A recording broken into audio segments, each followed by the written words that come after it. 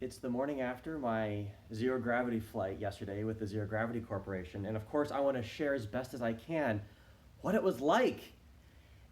It was surprisingly different from what I expected, but not in a bad way. I've been watching videos and seeing pictures of astronauts weightless in space or bouncing on the moon my entire life, and I've often mentally put myself in that position to try to really understand it. And it wasn't like that. Elements of it were. To summarize it, it was delightful, disorienting, but freeing. When you're weightless, and I knew this was true, that there's no up or down, but when you do like a flip or something like that, when you're upside down, it's more like the room is rotating around you than I'm rotating in the room. So one of my favorite things to do was to fly belly up right at the ceiling of the airplane and fly as far along the length of the ceiling as I could. Another really fun thing to do was to curl up in a ball like this and just let myself, and I push off the floor, try to do it lightly, but then to just kind of pinball passively around the cabin, bumping into people, said sorry, bumping into the wall, bumping into the ceiling, and then, upside down with my head bumping the floor and then bumping up so that my rear touches hits the ceiling. That was really fun.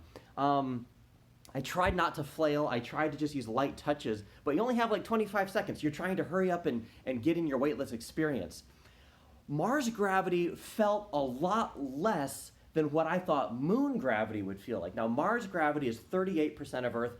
Moon gravity is about 17% of Earth. So Mars gravity is almost twice, or it's actually a little more than twice moon gravity.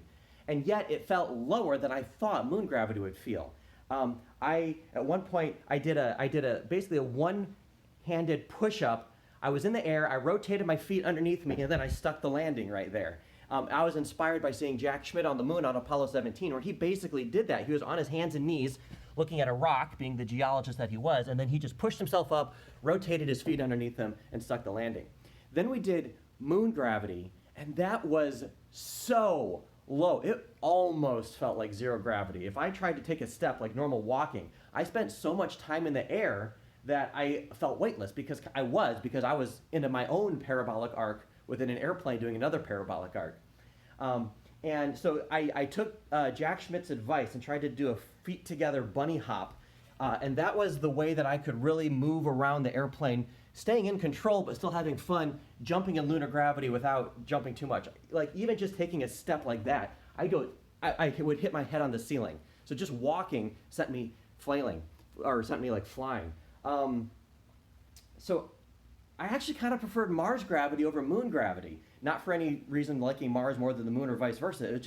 It was enough gravity to be in control but still feel really lightweight. I was surprised how light I felt, even in just Mars gravity.